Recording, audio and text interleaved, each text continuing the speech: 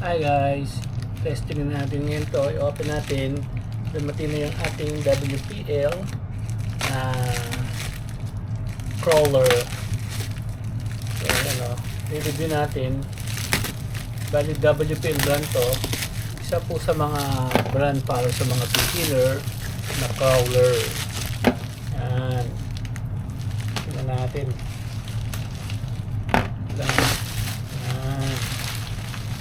Ganda naman yung box nila. Kaya ang itsura nito. Bali ino-order ko kasi itong blue. Yan o, yung blue. Ito. Tingnan natin kung yun ang binigay sa atin. Balilang natin ha. Okay naman siya. Alam ko ready to ano na ito eh. RTR na to. Yun. Wow. Ito yung kanyang turtle top. Yung kanya menu. Okay naman siya. Ang gwapo naman siya. WPL, ano series na ito? Limutan ko. Maya natin i-review. Ano ba ito kasi? Tanggalin natin yung mga tape. Yan. Palibot. Yun. Ito yung kanyang remote. Mukhang okay naman. As usual, basic lang siya. Wala siyang switch mode. Yung kanyang charger. Okay. Oops. Balikat ako muna. Ito yung kanyang mga accessories. Yan. Tapos another accessories. Ang dami. So, ito yung unit. Ang ganda naman siya eh. Wow. What about the shock? Medyo matugas. What do we expect from a beginner? Pero ang gwapo niya. Kasi, kaya lang hindi nabubuksan yung pinto. Maghahanap na naman tayo ng manananggal dito na driver. Gwapo naman siya mga ka-RC. Tingnan natin nga, usually sa delivery nagkaka-issue ito sa mga tanggal-tanggal na mga parts, pero okay naman siya. Maganda naman siya. Asan ang remote? Asan kaya ang battery? Tingnan natin. Dito pala sa likod yun. Ito kagandahan dito. May compartment siya rito. Dito nilalagay yung kanyang battery. Yun. Tingnan natin kung nakakabit na. Sa likod. Nagandahan lang ako sa kanyang compartment eh. Dito nakalagay yung kanyang battery.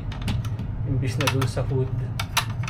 So ngayon, ang charging niya ay pareho lang sila ng kabitan, pang charging at saka yung mismong ano na sa RC battery. So ngayon, kakabit natin siya. Ano ba siya kabit? Ganito lang siya. Try natin kung gumagana. Oops. Medyo mahirap lang bitin yung wire. Tingnan natin kung mahabaan ba ito. Ano? Medyo bitin siya. Oh. Yan. Yun, nakabit na natin. So, pasok natin siya sa loob. Yan, lock. Lock in mode. Ito naman, malamang wala laman itong battery. Saan ba nalagay yung battery nito? Dito lang sa gilid. Kaso kailangan ng screw.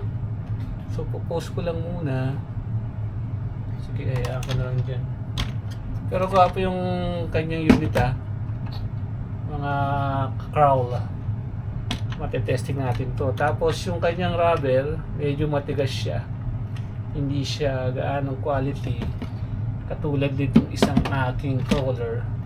Na talaga napakalambot at compare oh. Ito medyo pang budget meal talaga, matigas. Tapos yung kanyang shock ay maayos naman. So try lang muna natin. Asa na isa kong remote dito at ating testingin. So guys, dumating na lahat yan. Tapos sa mga accessories na pinagbibili ko dito. Hulog na. Saglit lang ha. So yun lang guys, medyo di-screw yung kanyang battery dito. Lalagyan mo siya ng screw. Naka-screw. Yan o. Kaya maganda yung nakalak lang na ganun, pero may screw sa kanya. Kasi pag nahulog yung screw, mahirapan tayong maghanap. So, pwede namang tape-an na lang natin pag mawawala. Yan.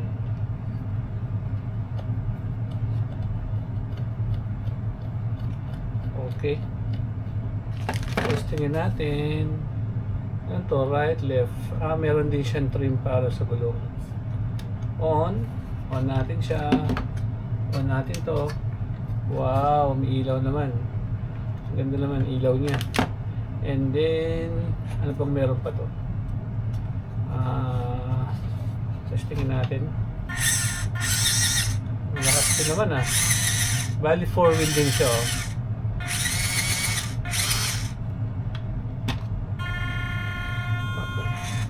Medyo maingay sa kanya. Kaya ingay na yun. Normal lang ba yun? Pero kaya naman pala kontrolin para sa slow. Tapos ano pa bang switches? Wala na, ganun lang switches niya. Yung trim lang sa gulong. Pagka tingnan natin left and right kung even ba siya. Medyo kulang sa kanan. Mas malaki. Okay naman. So maganda rin. Sadya bang baluktot yung nito? Baluktot yung sa kanyang transmission. Okay naman. So I think okay din to sa crawl kasi nako-control ko, maingay lang yung makina niya. Bakit kaya? Medyo nakalabas yung mga wire niya. Nakapix naman fix naman siya.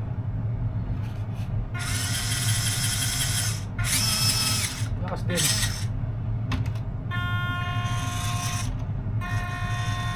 Depende rin sa kayang-kaya rin naman kontrolin para sa crawl. Diba? So guys, abangan na lang natin yung setup nito. Gwapo siya, gwapo. Parang ayoko siya lagyan ng camper ang tawag dito, yung spark plug. So ito yung mga accessories niya. Madami rin. Papapugayin natin later Wait lang Kasi ito yung mga in-order natin sa Temu. Yung mga accessories din para sa dalawang crawler natin. Meron sila yung mga drum kunyari. Yung net. Kaya lang depende sa scale May maliit na scale. Yan yung fire extinguisher, yung gasoline. Ito pwede siguro dito pero ang liit ng tangke. Hindi ko alam kung saan magmamatch to. Ito sama-sama siya rito. Baka ito magmamatch dito sa WPL natin. Tapos ito namang isa malalaki. Baka ito yung match para rito sa Land Rover natin. Ito iba yung design niya meron siyang yung pang hatak sa harapan, yung pulley, yung tangke medyo match siya. Ibig sabihin proportion siya dito. Itong maliliit proportion siya dito sa WPL. Yan haba ng pala. Hindi ko pa siya binubuksan kasi set up ko pa siya pareho. Dito lalagyan natin siya ng mga gamit. Yan. For sure ito dito para sa Land Rover. Ito naman ay para dito sa WPL.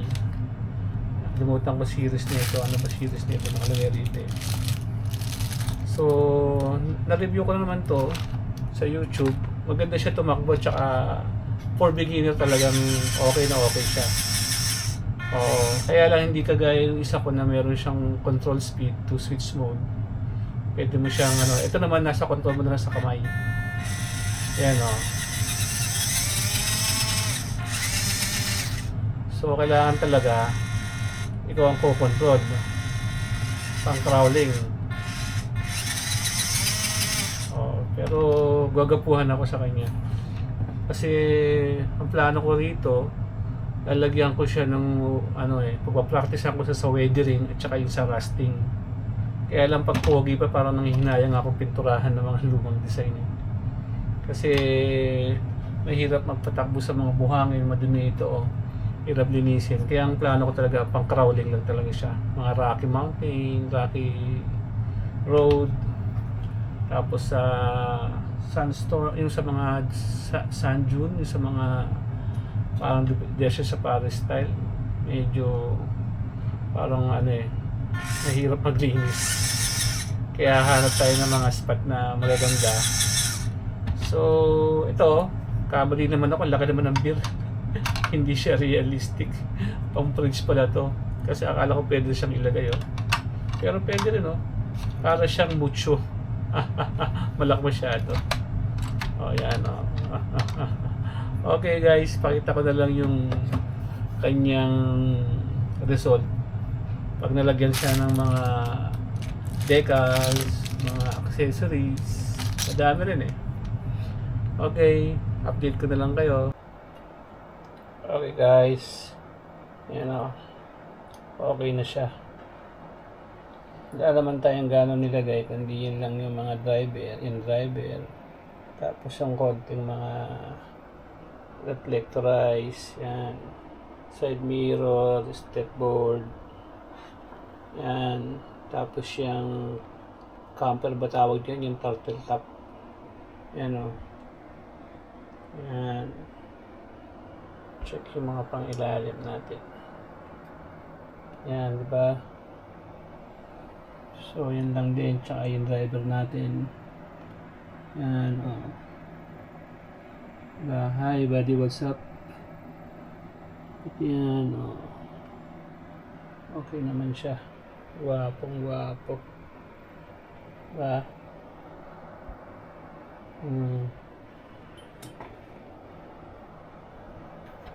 Tignan natin yung likod, yung side, tapos yan yung likod. Buksan naman natin yung kanyang salamin. So malinaw naman siya, yan, diba? Okay, testing na natin siya pag maganda weather. Okay guys,